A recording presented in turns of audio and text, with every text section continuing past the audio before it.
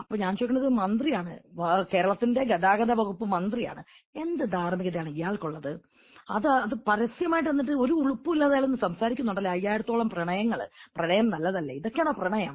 ഇയാളൊരു മന്ത്രിയാണോ? കാരണം ആലോചിച്ചോക്ക്, ഏതൊക്കെയോ വീടുകളിൽ മതിൽ ചാടി കണ്ട ഭർത്താക്കന്മാര് മുഖത്ത് മുഴുവൻ അടിച്ച് അതിന്റെ അടയാളവും വെച്ച് നടക്കണ മനുഷ്യൻ ചാപ്പയാണ്. ഞാൻ പറഞ്ഞ എന്താ നമ്മള് പറയല്ലോ, പുരുഷുവിന്റെ തോക്ക് വെച്ചിട്ട് പാത്തി വെച്ചിട്ട് അടി കൊടുത്ത പോലാണ് ഇയാൾക്ക് അവിടുന്നാ കിട്ടുന്നത് അല്ലെ? പി.കെ. ശശിയുടെ ഒക്കെ ഓർമ്മയില്ലേ? എന്താ പറഞ്ഞ അന്ന് പറഞ്ഞതാണ്, അത് വളരെ തീവ്രത കുറഞ്ഞ പീഡനമായിരുന്നു എന്ന് പറഞ്ഞല്ലേ. ഇതിപ്പോ 5000 പേരുടെ ഒക്കെ എടുത്ത് നോക്കുമ്പോൾ മെഷീൻ തേഞ്ഞു പോവുമല്ലോ.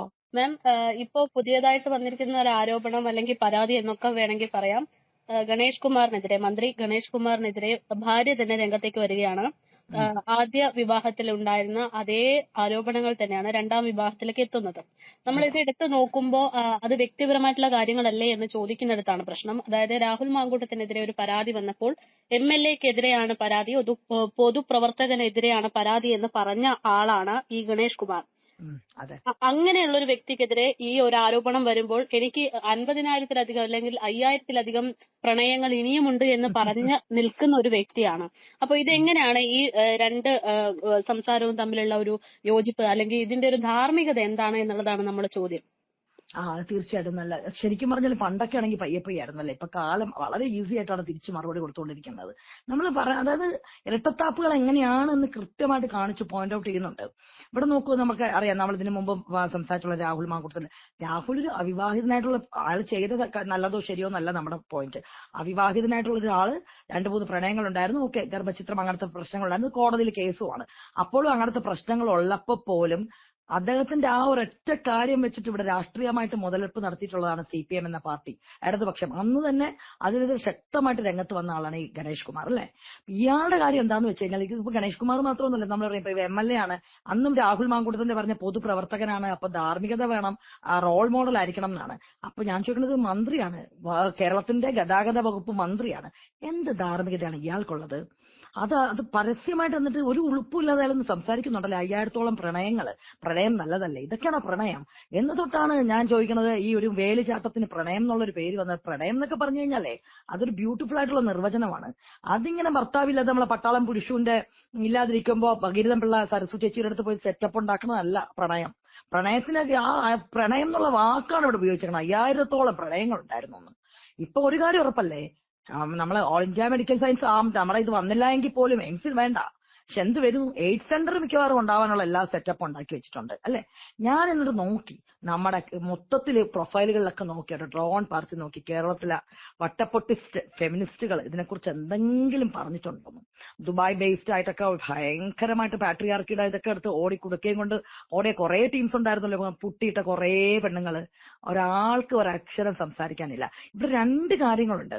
നമുക്ക് ഗണേഷ് കുമാറിന്റെ അദ്ദേഹത്തിന്റെ കാര്യം പറയുമ്പോൾ തന്നെ അറിയാം, ഇതേ ഗണേഷ് കുമാറാണ് സരിതയുടെ ഇഷ്യൂ ഉണ്ടായിട്ട് നമ്മുടെ ചാണ്ടി സാറിനെ ഏറ്റവും കൂടുതൽ സമൂഹത്തിന്റെ മുന്നിൽ എന്താ പറയാ തേജോവധം ചെയ്യാൻ ഇട്ടുകൊടുത്ത ഒരാളായിരുന്നു ഈ ഗണേശൻ. എനിക്ക് ശരിക്കും പറഞ്ഞ ഈ മന്ത്രിസഭയിൽ മറ്റൊരു ഇടതുപക്ഷ മന്ത്രികളോടും ഇത്രയും അമർഷമില്ല. പക്ഷെ പുള്ളിക്കാരാണ്, കാരണം ഒരു പാർട്ടിയിൽ നിന്നിട്ട് ആ സ്വന്തം അതിലുള്ള ഒരു മുതിർന്നൊരു മനുഷ്യനെ കൊണ്ടുവന്ന് അതിന്റെ ഇടയിൽ കൊണ്ടുവന്ന് ട്വിസ്റ്റ് ചെയ്തിട്ട് സ്വന്തം സ്വഭാവ വൈകല്യം, അത് ഇതൊക്കെ അയാളുടെ ലൈംഗിക വൈകൃതമാണ്. ആ വൈകൃതം മറക്കാനൊക്കെ വേണ്ടിയിട്ട് വേറൊരു മനുഷ്യന്റെ തലയിൽ കൊണ്ടുവന്നിട്ട് വന്ന മന്ത്രിസഭ ഒത്തിരി പ്രശ്നങ്ങൾ ഉണ്ടാക്കിയിട്ട് ഇയാൾ എന്ത് ചെയ്തു, മറുകണ്ഠം ചാടി കഴിഞ്ഞപ്പോഴേക്കും അതുവരെ ഇടതുപക്ഷം ഭയങ്കരമായിട്ട് നിന്ന ഇടതുപക്ഷം എന്ത് ചെയ്തു, ആ ഗണേശനെ പോലെ ഒരു വിശുദ്ധൻ ഇല്ലാന്ന് പറഞ്ഞു. കോഴമാണി എന്ന് വിളിച്ചോണ്ടിരുന്ന ആളെ രൂപക്കൂട് പണിത പോലെ ഗണേശൻ, അതുവരെ കോഴി ഗണേശൻ എന്ന് വിളിച്ചോണ്ടിരുന്ന ഗണേശൻ അതോടുകൂടി ഇടതുപക്ഷത്തിന്റെ ഒപ്പം സഞ്ചരിച്ചു തുടങ്ങിയപ്പം വിശുദ്ധനായി. ഇത് തന്നെയല്ലേ പലപ്പോഴും നമ്മൾ കണ്ടുകൊണ്ടിരിക്കുന്ന പല കാര്യങ്ങളിലും. ഇടതുപക്ഷത്തിന്റെ ഇരട്ടത്താപ്പാണ് ഇവിടെ ശക്തമായിട്ട് നമ്മൾ കണ്ടുകൊണ്ടിരിക്കുന്ന പല ഇൻസ്റ്റൻസും.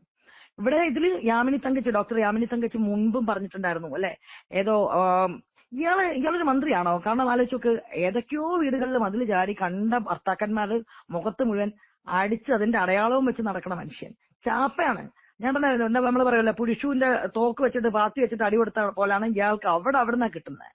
ഇത് അതിനൊപ്പം തന്നെ ഇപ്പോഴത്തെ ഭാര്യയല്ലേ ബിന്ദു പറഞ്ഞിട്ടുണ്ട്, ഡൊമസ്റ്റിക് വയലൻസ് ഉണ്ട്. സെയിം ഡൊമസ്റ്റിക് വയലൻസ് ആണ് പറഞ്ഞത്, ഗാർഹിക പീഡനമാണ് പറഞ്ഞിട്ടുണ്ടായിരുന്നത് യാമിനി തങ്കച്ചി. ഇതുപോലത്തെ നമുക്കറിയാം. ഞാൻ എപ്പോഴും വിചാരിക്കും, ഇപ്പൊ MLA ആയിരിക്കുന്ന ശ്രീ മുകേഷ്, അദ്ദേഹത്തിന്റെ ഭയങ്കരമായിട്ടുള്ള ഡൊമസ്റ്റിക് വയലൻസിനെ കുറിച്ച് സംസാരിച്ച ഇന്റർവ്യൂ ചെയ്ത ആളായിരുന്നു വീണ ജോർജ്. നമ്മുടെ ആരോഗ്യവകുപ്പ് മന്ത്രി. അപ്പൊ ഇങ്ങനെയുള്ളവരൊക്കെ ഇപ്പൊ സ്വന്തം പാർട്ടിയിൽ വന്നു കഴിഞ്ഞാൽ അവർക്കൊക്കെ വിശുദ്ധന്റെ കുപ്പായം കൊടുക്കും. അപ്പുറത്തെ പാർട്ടിയിൽ എന്തെങ്കിലും ചെയ്ത് കഴിഞ്ഞു കഴിഞ്ഞാൽ അത് വളരെ വലിയൊരു പ്രശ്നമാക്കി മാറ്റുന്ന ഇടത് അപചയം. ഇടത് എന്താ പറയാ, എനിക്ക് തോന്നുന്നു ഈ ചിന്ത ഒരു മുദ്രാവാക്യം വിളിച്ചിട്ടുണ്ടായിരുന്നല്ലോ അപ്പടില്ലാത്ത നേരത്ത്, അല്ലെ? ഈ ഗണേഷ് കുമാർ, കാരണം റോൾ മോഡൽസ് ഒക്കെ ഇതൊക്കെ ആയിരുന്നല്ലോ. അപ്പം പി കെ ശശി പാർട്ടി മാറി അപ്പുറത്തുനിന്ന് പാർട്ടിയിൽ നിന്ന് പുറത്താക്കി കഴിഞ്ഞ ഉടനെ തന്നെ പാർട്ടിയിൽ ഒരാൾ പറഞ്ഞിട്ടുണ്ടായിരുന്നല്ലോ, പാർട്ടി ഓഫീസുകളൊക്കെ അനാശാസ്യ കേന്ദ്രങ്ങളായിരുന്നു ആക്കി മാറ്റിയെന്ന്. അപ്പം നമ്മുടെ കൂടെ പാർട്ടിയിൽ പി കെ ശശി നിൽക്കുമ്പോൾ അനാശാസ്യ കേന്ദ്രത്തിന് നമ്മൾ എന്താ പേരിടുക? അത് പാർട്ടി ഓഫീസാണ്. അവിടെ പുരോഗമന നവോത്ഥാനങ്ങളൊക്കെയാണ് നടക്കുന്നത്. പാർട്ടീനെ എന്തെങ്കിലും കുറ്റപ്പെടുത്തിയിട്ട് ഇപ്പുറത്തേക്ക് പോകുന്നു അല്ലെങ്കിൽ ചാടുന്നു എന്നല്ല, പാർട്ടി പുറത്താക്കപ്പെട്ട് കഴിഞ്ഞാൽ ആ സ്വന്തം പാർട്ടി എന്താണ്, അനാശാസ്ത്ര കേന്ദ്രമാണെന്ന് ഒരു ഉളുപ്പുമില്ലാതെ പറയുന്നവരാണ് ഇടതുപക്ഷ അടിമകൾ. ഇപ്പോൾ എനിക്ക് വീണ്ടും ചോദിക്കാനുണ്ട്, ഇവിടുത്തെ നമ്മുടെ ഫെമിനിസ്റ്റുകാർ ഇതിനെക്കുറിച്ച് എന്തെങ്കിലും പറഞ്ഞിട്ടുണ്ടോ? കറക്റ്റ് ആയിട്ടുള്ള ഡൊമസ്റ്റിക് വയലൻസ് ഒരു സ്ത്രീ പറയുവാണ്, വിവാഹിതയായിട്ടുള്ള സ്ത്രീ പറയുവാണ്, അവരുടെ കൺമുന്നിൽ പ്രൂഫ് ഉണ്ട്, അവര് കണ്ടു എന്ന്. ഈ ഡൊമസ്റ്റിക് വയലൻസ് പറയുമ്പോൾ മേക്കാൻ നമ്മൾ മറ്റൊരു കാര്യം കൂടെ പറയാം. ഇന്നിപ്പോ മന്ത്രിയായിരിക്കുന്ന നമ്മുടെ മുഖ്യമന്ത്രിയുടെ മരുമകനായിട്ടുള്ള ശ്രീ റിയാസ് വ്യക്തമായിട്ടൊരു ഡൊമസ്റ്റിക് വയലൻസ് കേസും ഒക്കെ കൊടുത്തിട്ടുണ്ടായിരുന്നു, അദ്ദേഹത്തിന്റെ മുൻ ഭാര്യ, അല്ലേ? അന്നും ഇതുപോലെ ഡൊമസ്റ്റിക് വയലൻസിന്റെ ഒപ്പം തന്നെ ഏറ്റവും മ്ലേച്ഛമായിട്ടുള്ള പദം പറഞ്ഞിട്ടുണ്ടായിരുന്നു, പാളയത്ത് 50 രൂപ കൊടുത്തു കഴിഞ്ഞാൽ എനിക്ക് പെണ്ണുങ്ങളെ കിട്ടും, അങ്ങനത്തെ ഏറ്റവും അല്ലെ മോശമായിട്ട് അങ്ങനെയൊക്കെ പറഞ്ഞിട്ടുള്ളവരാണ് ഇന്ന് വിശുദ്ധന്മാര്. ഇവർക്കൊക്കെ എന്ത് ധാർമ്മികതയാണ് കേരളത്തിലെ ജനങ്ങളുടെ എന്താ പറയാ വോട്ടും വാങ്ങി അവർക്ക് ജനനായകന്മാരെന്നുള്ള കുപ്പായം ധരിച്ചിരിക്കാൻ ഇവർക്ക് എന്ത് ധാർമ്മികതയാണ്? ഉളുപ്പുണ്ടോ? ഞാൻ എപ്പോഴും വിചാരിക്കും, ഉളുപ്പില്ലായ്മ നിന്റെ പേരോ കമ്മ്യൂണിസം എന്ന് ചോദിക്കണം ജനങ്ങളൊക്കെ. തീർച്ചയായിട്ടും ഇപ്പൊ ഞാൻ നോക്കി ആർക്കും ഒന്നും സംസാരിക്കണ്ട. ഇതില് മറ്റൊരു വിഷയമുള്ളതെന്ന് പറയുന്നത്, രാഹുൽ മാങ്കൂട്ടത്തിന്റെ വിഷയം വന്നപ്പോൾ സംസാരിച്ച് എതിർപ്പ് പറഞ്ഞു വന്നിട്ടുള്ള CPM നേതാക്കളായിട്ടുള്ള വനിതകൾ ഇതുവരെ ഒരു അക്ഷരം പോലും മിണ്ടിയിട്ടില്ല എന്നുള്ളതാണ്. അതിപ്പോ ശ്രീമതി ടീച്ചറിന് 5000 രൂപയുടെയൊക്കെ തീവ്രത നോക്കി വരുമ്പോഴേക്കും തീവ്രതാ മിഷനൊക്കെ തീർന്നു പോകുമല്ലോ, അല്ലെ? പി കെ ശശിയുടെ ഒക്കെ ഓർമ്മയില്ലേ, എന്താ പറഞ്ഞ അന്ന് പറഞ്ഞതാണ് അത് വളരെ തീവ്രത കുറഞ്ഞ പീഡനമായിരുന്നു എന്ന് പറഞ്ഞല്ലേ. ഇതിപ്പോ 5000 രൂപയുടെ ഒക്കെ എടുത്തു പോകുമ്പോൾ മെഷീൻ തേഞ്ഞു പോവുമല്ലോ. 5000 രൂപയുടെ നോക്കി എടുക്കണ്ടേ? പ്രണയമാണെന്നല്ലേ പറയുന്നത്. അതാ ഞാൻ പറഞ്ഞത്, അത് ഒരു മാധ്യമങ്ങളുടെ മുന്നിൽ വിളിച്ചു കൂവാണ് മന്ത്രിയായിട്ടിരിക്കുന്ന ആള്. മാധ്യമങ്ങളുടെ മുന്നിൽ എന്ന് പറയുന്നു പ്രണയിക്കുന്നത് തെറ്റാണോ? 5000-ഓളം പ്രണയങ്ങളുണ്ട്, തെറ്റാണോ എന്ന്. ആരാണ്? നമ്മുടെ ഗതാഗത വകുപ്പ് മന്ത്രി. അപ്പൊ ഞാനതാ ചോദിക്കുന്നത്, ഈ രാഹുൽ മാങ്കൂട്ടത്തിനെ പോലെ ഒരു പെർവേർട്ടിനെ ഇവിടെ വെച്ച് കഴിഞ്ഞാൽ സമൂഹം വഴിതെറ്റി പോകും, മറിച്ചതാണെന്നൊക്കെ പറഞ്ഞ മനുഷ്യരാണ്.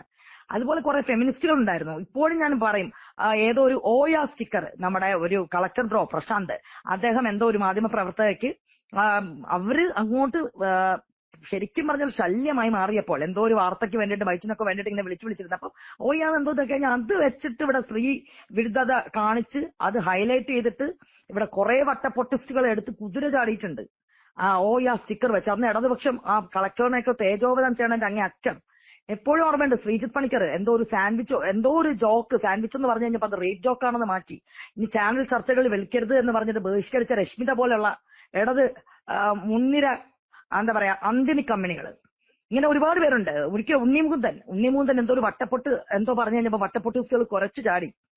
ഓർമ്മയില്ല ഇതൊക്കെ? ഇങ്ങനത്തെ നമുക്ക് ചോദിക്കാനാണെങ്കിൽ ഒരുപാട് നമുക്ക് ഇൻസ്റ്റൻസസ് ഉണ്ട്, ഒരുപാട് നമ്മുടെ മുന്നിൽ ഉദാഹരണങ്ങളുണ്ട്. അപ്പൊ ഇന്നിപ്പോ ഞാൻ നോക്കി, ആ ദുബായ് ബേസ്ഡ് ആയിട്ടുള്ള കേരളത്തിന്റെ പുരോഗമന നവോത്ഥാന സ്ത്രീപക്ഷങ്ങൾക്ക് വേണ്ടിയിട്ട് കുറച്ച് അവർക്ക് സ്ത്രീപക്ഷം നിന്നിട്ട് ഇവിടുത്തെ സ്ത്രീകൾക്ക് ഐക്യദാർഢ്യം എല്ലാ കാര്യത്തിനും സപ്പോർട്ടൊക്കെ വിളിക്കി സ്ത്രീകൾക്ക് ധാർമ്മികമായിട്ടുള്ള എല്ലാ സ്ത്രീകളുടെ ഉത്തരവാദിത്വം ഏറ്റെടുത്തിരിക്കുന്ന എഴുത്തിടങ്ങളിലെ അമ്മച്ചിമാർക്കൊന്നും ഇപ്പൊ ഒന്നും സംസാരിക്കണ്ട. അവർക്ക് എന്നും വിരൽ ചൂണ്ടാനുണ്ടായിരുന്നത് എപ്പോഴും ഒരു രാഹുൽ മാങ്കൂട്ടം മാത്രമായിരുന്നു. ശരിയല്ലേ? തീർച്ചയായിട്ടും. മറ്റൊരു വിഷയം എന്ന് പറയുന്നത് പോലീസുകാരുടെ ഒരു ഇടപെടലാണ്. മുഖ്യമന്ത്രിയുടെ മകളോട് ഈ വിഷയം പരാതിയായിട്ട് പറഞ്ഞിട്ടുണ്ട് എന്ന് റിപ്പോർട്ട് ഇപ്പോൾ പുറത്തു വരുന്നുണ്ട്. നിയമപരമായിട്ട് നോക്കുകയാണെങ്കിൽ പോലീസ് സംവിധാനങ്ങളോട് അപ്പോൾ തന്നെ പരാതിയായിട്ട് അറിയിച്ചിരുന്നു. പക്ഷെ പോലീസ് അവിടെ എത്തിയെങ്കിലും ഒന്നും തന്നെ ചെയ്യാതെ നോക്കി നിന്നു എന്നുള്ള ഒരു ആരോപണം കൂടെ ഉണ്ടല്ലോ. നോക്കുമേക്ക, ഇവിടെ മറ്റൊരു കാര്യം കൂടെ അവിടെ പറയണം. ഒരു ഇമെയിൽ വഴി ഒരു പരാതി കിട്ടിക്കഴിഞ്ഞപ്പം പാതിരാത്രിക്ക് പോയിട്ട് രാഹുൽ മാങ്കൂട്ടത്തിന് എന്താ പറയാ അയാളുടെ മുറിയിൽ നിന്ന് ഏറ്റവും വലിയൊരു തീവ്രവാദിയെ പൊക്കണ ലാഘവത്തോടെ മീഡിയാസിന്റെ മുന്നിൽ കൊണ്ടുവന്ന് അവതരിപ്പിച്ച ഒരു പോലീസ് നേതൃത്വം നമുക്കിവിടെ ഉണ്ടായിരുന്നു, അല്ലെ? ഏറ്റവും വലിയ വലിയ ഘോര കൃത്യം ചെയ്ത പോലെ. അത് എന്താണ്, ഡയറക്റ്റ് ആയിട്ടൊരു പരാതി വേണ്ട, ഡയറക്റ്റ് ഇല്ലാതെ ഇമെയിൽ വഴി പരാതി വന്നു എന്ന് പറഞ്ഞു. എനിക്ക് ഓർമ്മയുണ്ട്, രണ്ടാമത്തെ ഏതോ ഒരു കേസിന്, അല്ലെ? അപ്പൊ ഇന്നും അങ്ങനെയാണ്.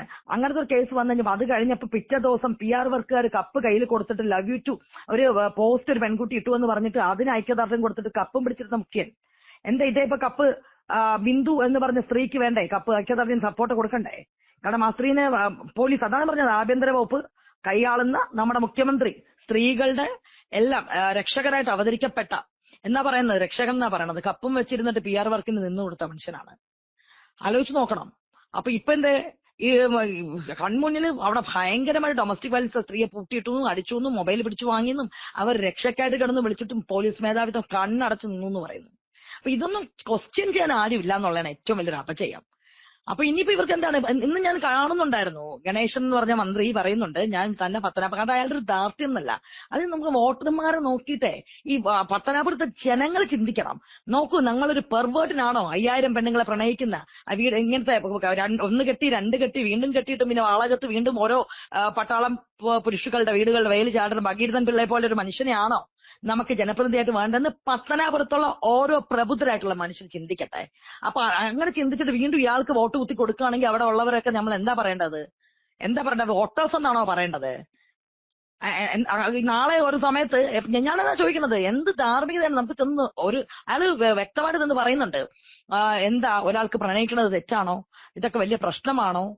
പ്രണയിക്കുന്നത് തെറ്റല്ല. പ്രണയം എന്ന് പറഞ്ഞു കഴിഞ്ഞാൽ അതൊരു പരിശുദ്ധമായിട്ടുള്ള, നമുക്കറിയാം ഫസ്റ്റ് ലവ് അങ്ങനെയൊക്കെ ഓരോരോന്നുണ്ട്. അത് ബോഡി ആയിട്ടുള്ള ഒരു സംഭവം അല്ല. ഭർത്താവ് വീട്ടിലില്ലാതിരിക്കുമ്പോ പതുക്കെ അതിൽ ചാടി സെറ്റപ്പ്, അതല്ല പ്രണയം. ഇത് ഇയാളുടെ ഒരു സ്ഥിരം പരിപാടിയാണല്ലോ. സരിതയുടെ കേസ് തൊട്ട് ബിജു രാധാകൃഷ്ണൻ പണ്ട് പറഞ്ഞിട്ടുണ്ട്. അത് കഴിഞ്ഞൊരു ഫ്ലാറ്റിൽ ട്രിവാൻഡ്രത്ത് ഇത് എത്ര ഇൻസ്റ്റൻസ്. ആദ്യത്തെ ഭാര്യ പറഞ്ഞപ്പോ അന്ന് രാഷ്ട്രീയ നാടകമാണെന്നൊക്കെ പറഞ്ഞിട്ട് ആ ഡോക്ടറിനെ, ഞാൻ എന്താ പറഞ്ഞത്, കർമ്മ എന്ന് പറയുന്ന ഒരു ഭയങ്കര സംഭവമാണ്. പിന്നെ മറ്റൊരു കാര്യം, ഇയാളുടെ വയസ്സൊന്ന് ആലോചിച്ച് നോക്കണം. ഈ വട്ടപ്പൊട്ടിസ്റ്റുകളൊക്കെ പണ്ട് രാഹുൽ മാങ്കൂട്ടത്തിനാണല്ലോ ഏറ്റവും വലിയ കോഴിയായിട്ട് മുദ്ര കുത്തി വെച്ചത്. ഇയാളെന്ന് പറയുമ്പോൾ എന്തുകൊണ്ട് എത്ര വയസ്സുള്ളൊരു മനുഷ്യൻ, 2 മുതിർന്ന മക്കളുടെ അച്ഛനാണ്. അപ്പൊ ആ ഒരു അച്ഛൻ എന്നുള്ള രീതിയിൽ അയാൾ എന്ത് മെസ്സേജാണ് സ്വന്തം മക്കൾക്ക് കൊടുക്കണത്?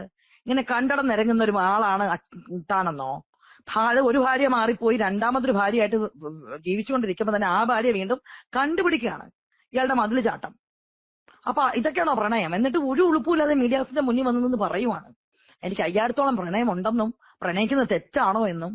അല്ലെങ്കിൽ ഇതൊക്കെ പ്രണയമാണോ എന്ന് തൊട്ടാണോ എനിക്ക് മനസ്സിലായിട്ടില്ല.